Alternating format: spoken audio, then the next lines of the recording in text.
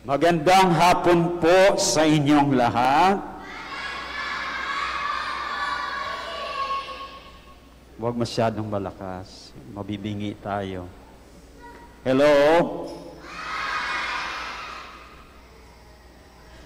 Hindi na nga itutuloy.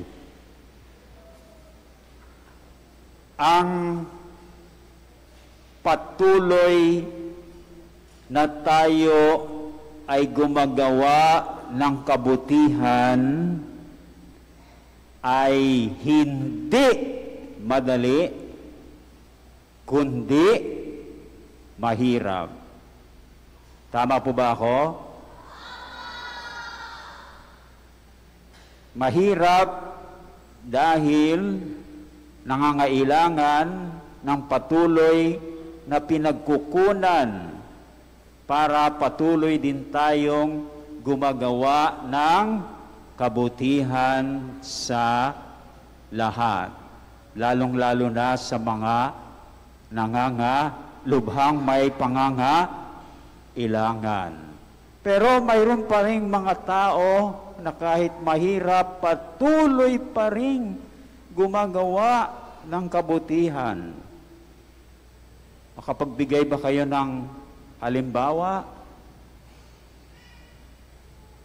Wala kayong naaalaan? Wala kayong mabigay na halimbawa? O area 1?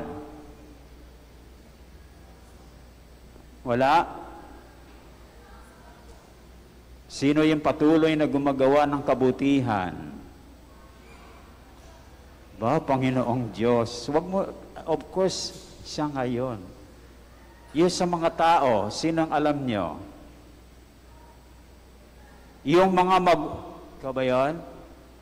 Yung mga magulang. O, hindi po ba? Nako, kung hindi patuloy na gumagawa ng mabuti ang inyong mga magulang, hindi na kayo lumaki ng ganyan. Amen? O, palakpakan niya yung mga magulang nyo. Ano?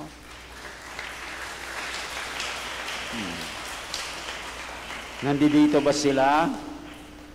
O sino pa ang halimbawa? Yung ating mga katekista. Agree ba kayo? Yung mga nagtuturo sa inyo tungkol sa ating pananampalataya. At tayo nabiyayaan ng Panginoon na silang lahat ay magaling. Tama ba ako? O, palakpakan niyo yung mga katekista ninyo. Halimbawa, si Sister Ning. Saan si Sister Ning? Birthday niya ngayon. Patuloy na gumagawa ng kabutihan. Siya ay pinromote na bilang catechist in charge ng sacramental catechesis. Pero patuloy pa rin siyang gumagawa ng kabutihan sa ating Sunday School. Kaya nariyan siya. No? Hindi po ba? Amen ba? Amen. O nandyan si Sister Lani at saka Sister Helen. Pakitaas ang kamay nyo. Patuloy na gumagawa ng kabutihan. No? Sila'y mga retired na. Sana nagpapahinga na sila. Ini-enjoy nila ang kanilang buhay. Pero patuloy pa rin silang gumagawa ng kabutihan. O, ayun nyo bang palakpakan sila?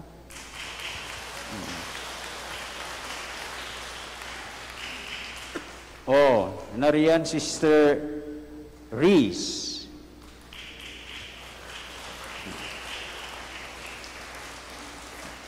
Dalaga pa yan. Pero, ipinagpapaliban muna niya ang kanyang pagdi-date. Kasi ang kanyang dinidate ay tuwing Sabado at Linggo ang Panginoon. No? Siguro sa kadidate niya kay Lord, sa bandang huli, bibigyan siya ni Lord ng kadate. No? Amen daw. Tapos si Sister Peach,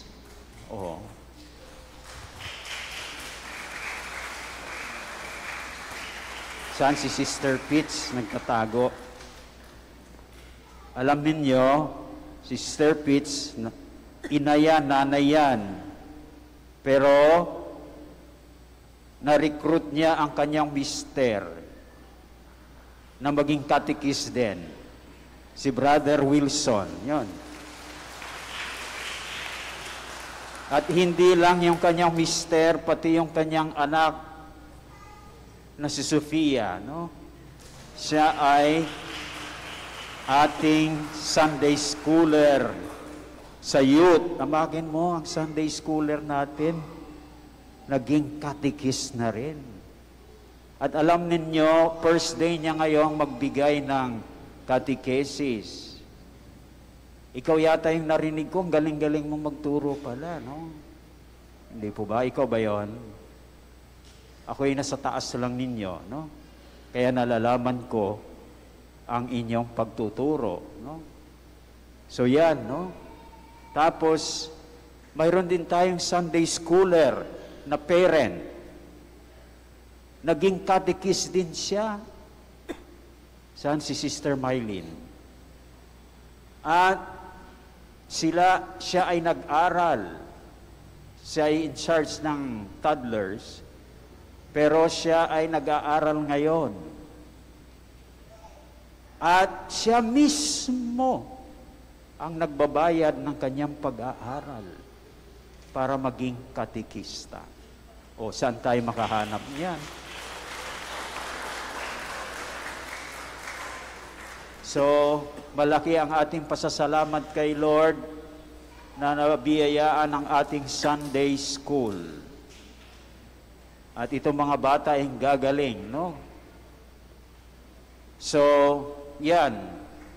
Itong mga taong patuloy na gumagawa ng kabutihan, kahit mahirap, sila ay mga uliran dahil sila ay katulad ng Diyos. Ang ating Diyos ay patuloy na gumagawa ng kabutihan, lalong-lalo na sa mga lubhang nangangailangan.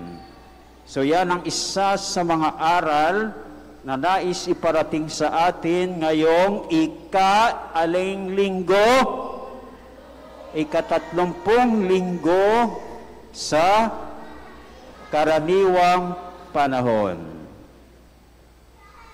At ngayon din ay ating ipinagdiriwang ang linggo ng kamalayan sa ating mga kapatid na nasa bilangguan. Alam ba ninyo yon mga bata? May mga kapatid tayo sa bilangguan? O, wala na kayong sagot. Mayroon ba? Yon. So, ano yung aral natin? Ang Diyos ay patuloy na gumagawa ng kabutihan, lalong-lalo na sa mga may lubhang pangangailangan. O tingnan nga natin kung ito nga'y makikita natin sa mga pagbasa ngayong linggo.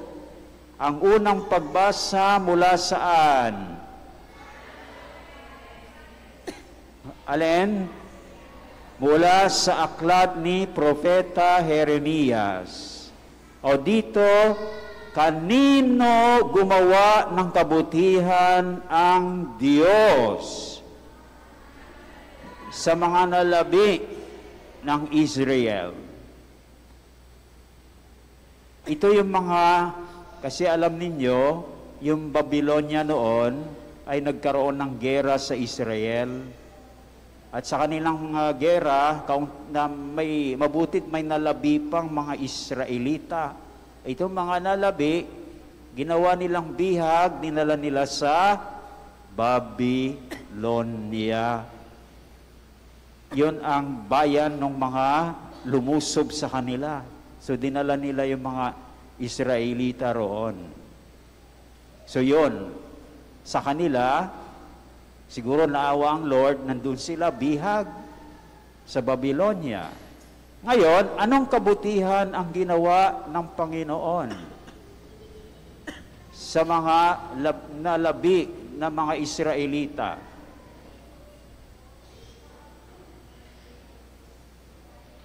Titipunin sila at ibabalik sa hilaga. Hilaga ba? Yung Babylonia ay nasa hilaga. So ibabalik niya sa ang Israel ay nasa timog. So dadalhin niya. Ibig sabihin, palalayain niya dahil ibabalik niya ang mga nalabing Israelita sa kanilang bayan. Sino mga kasama rito?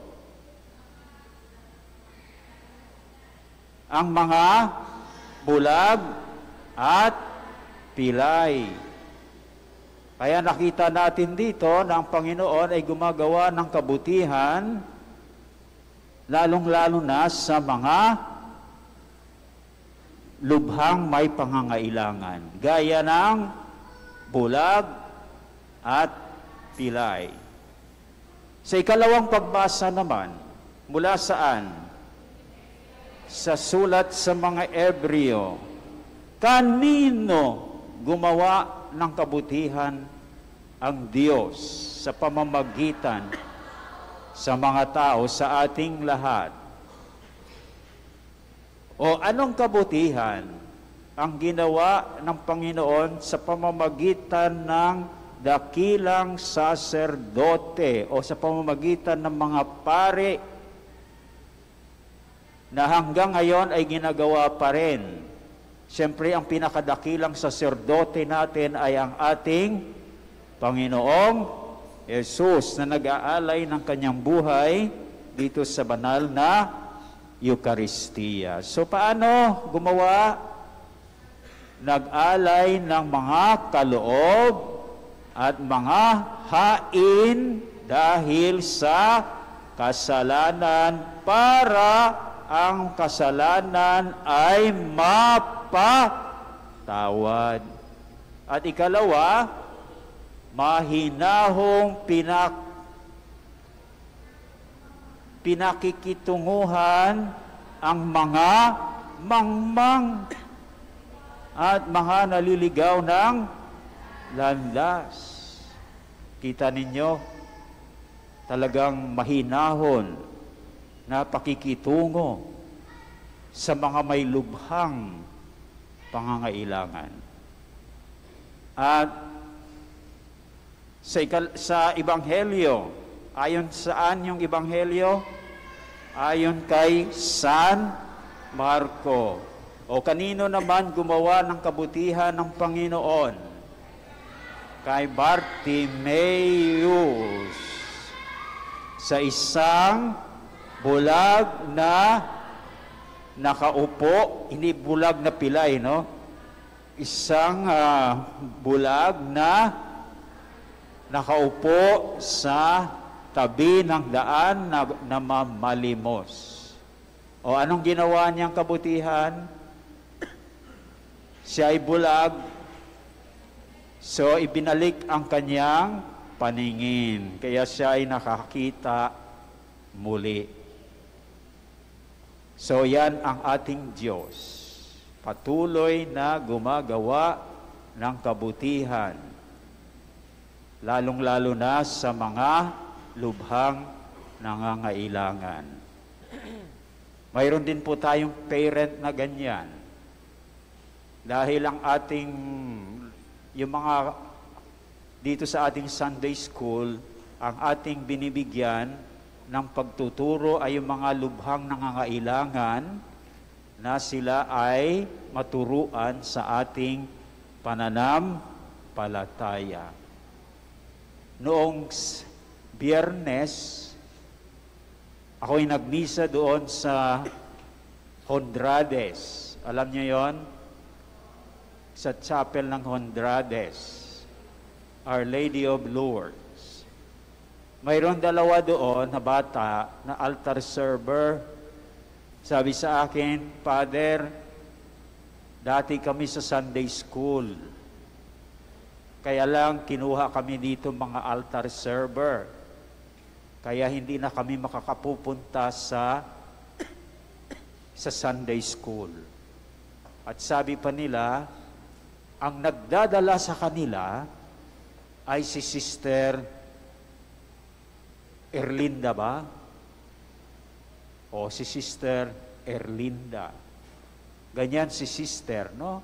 Ang dami-dami ng nakukuha na mga bata para mag-join sa ating, kahit na mahirap, patuloy pa rin niyang ginagawa. Patuloy mo pa rin ginagawa, Sister? O palakpakan natin sana yung iba, ganun din, no? So, ngayon ay ating ipinagdiriwang din ang Linggo ng Kamalayan sa mga nasa bilangguan. Ang mga nasa bilangguan ba may lubhang pangangailangan? Amen? So, alalahanin natin sila sa pamamagitan ng ating panalangin, at yan nga ang gagawin natin sa misang ito, ipanalangin natin sila, at tayo rin, kung kaya nating magbigay ng tulong sa mga kapatid nating ito, ay magbigay po tayo, pero hindi ko alam. Pero sa dati kong parokya, mayroon kaming prison ministry. Every month, once a month, kami bumibisita doon, minimisahan, at kami nagbibigay ng mga grocery bags. Kasi yun ang kailangan nila. So, yan, no, isang paraan para tayo ay makatulong sa ating mga lubhang nangangailangang mga kapatid na nasa bilangguan. Ginagawa ito ng Panginoon, ng ating Diyos. Sana gagawin din po natin. Amen?